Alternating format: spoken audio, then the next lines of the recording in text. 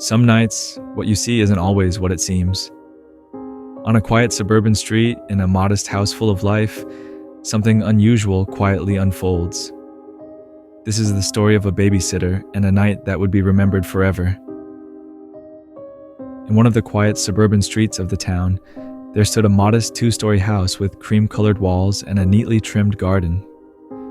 It was the kind of home that seemed ordinary at first glance, but held the warmth of family life within its walls. The house was home to the Harris family, Thomas, Clara, and their children, Lily and Max.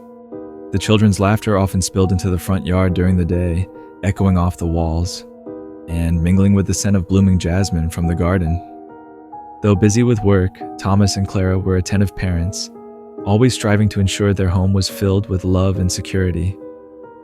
Their walls were lined with family photos, small drawings from the children, and tiny mementos from vacations, giving the home a lived-in, personal feel. The family's busy schedules sometimes meant they needed extra help caring for the children, especially during evenings when both parents had commitments outside the home. It was for this reason that Emily, a trusted family friend and experienced babysitter, was often called upon to look after Lily and Max and keep the household running smoothly in their absence. Emily was a responsible, cheerful teenager, known in the neighborhood as diligent and kind. She had babysat many times before, and the parents trusted her completely. The Harris children adored her. Lily, the older child, often begged for Emily to read bedtime stories, insisting only Emily could give the characters the right voices. Max, still small and mischievous, laughed the hardest when Emily joined in his games, patient enough to let him repeat them over and over. To the children, she wasn't just a babysitter. She was a trusted friend, a familiar presence who always seemed to know how to chase away their fears. On rainy nights, Emily would make up little songs to calm them. On difficult evenings, she had a way of settling quarrels with gentle humor. She never treated looking after Lily and Max as just a job. It was clear she loved them, and they returned that love with an innocent, wholehearted devotion. This bond had been built over countless evenings spent reading, playing, and comforting them, creating a deep trust that made Emily an irreplaceable part of their lives. That night, however, the Harrises were leaving the children alone for a longer period than usual. And just to be safe, they asked Mrs. Langley, an elderly neighbor who lived next door, to keep an occasional watch from her window. Not because they doubted Emily, but simply as an extra precaution. From her vantage point, Mrs. Langley could clearly see into the main rooms of the house, from the living room to the children's bedrooms. Ever curious and prone to idle observation, she was happy to oblige. She had lived in the neighborhood for decades and found comfort in these quiet nocturnal watches. She often sipped a cup of tea or kept a notebook nearby, jotting down mundane observations of the street, the garden, or the passing cars, her mind wandering until her attention returned to the house next door. Emily arrived promptly that evening, carrying her bag and greeting the children warmly. The house smelled faintly of dinner left on the stove, and the clean scent of freshly laundered sheets. From her window next door, Mrs. Langley could see Emily moving through the house, adjusting blankets, checking on the children, and moving around the rooms. At one point, Emily paused in the living room and, for a brief moment, seemed to glance toward Mrs. Langley's window. Their eyes met for just a heartbeat. There was no wave, no nod, only a faint, sorrowful look in Emily's eyes. Mrs. Langley felt a chill at the intensity of it, a deep sadness that lingered even as Emily turned away and continued her rounds. She shook her head, telling herself it must have been the dim light or fatigue playing tricks on her eyes. Yet, the feeling stayed, a quiet, inexplicable weight pressing on her chest.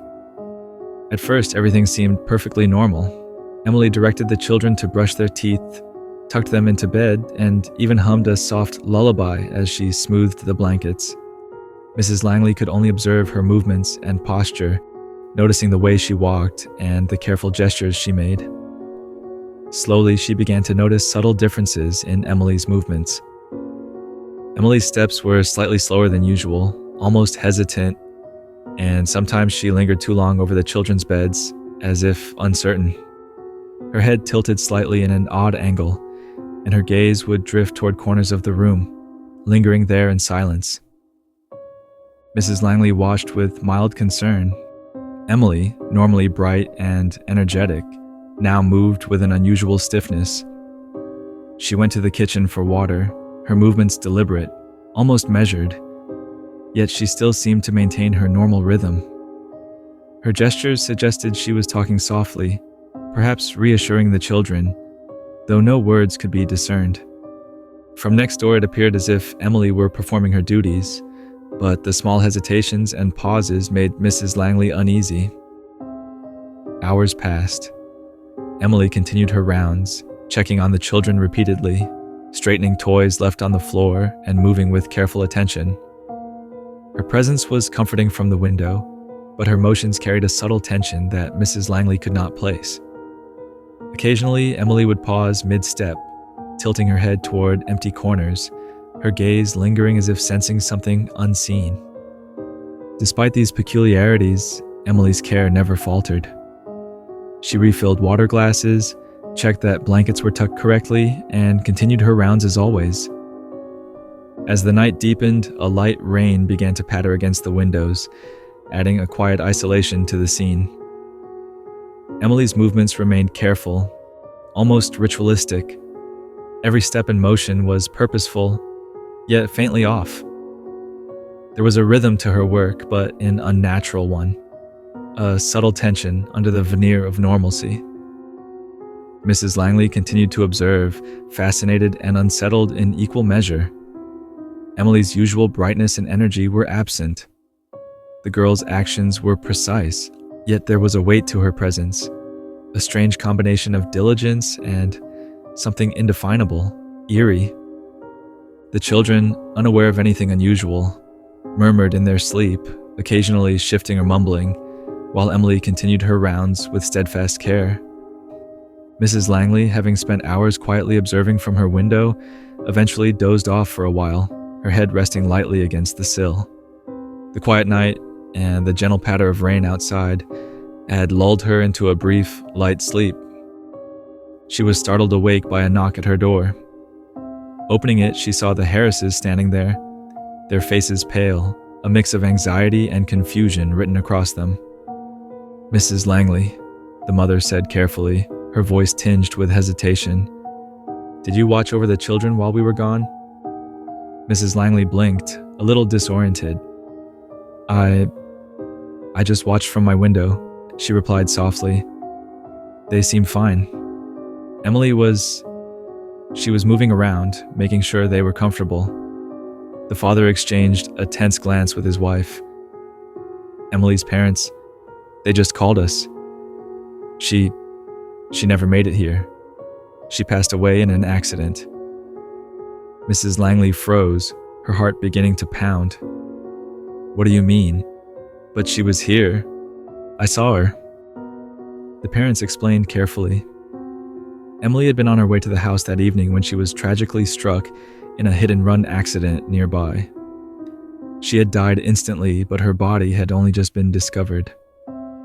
After hearing the heartbreaking news from Emily's parents, the couple had tried calling Mrs. Langley to check on the children, but her phone had been set to silent, leaving her unaware of the unfolding events until they arrived.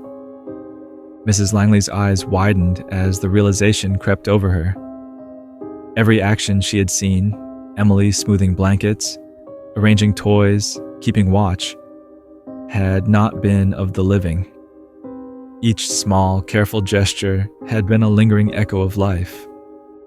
The shock of the truth struck Mrs. Langley like a cold wind, yet beneath it lingered a profound sadness.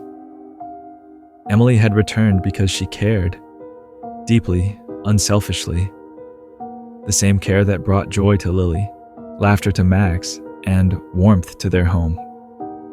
Even in death, she had watched, tended, and protected, her love enduring beyond life itself. Thank you for listening. For more eerie tales and chilling encounters, don't forget to subscribe to Room for Horror and turn on notifications for our latest stories.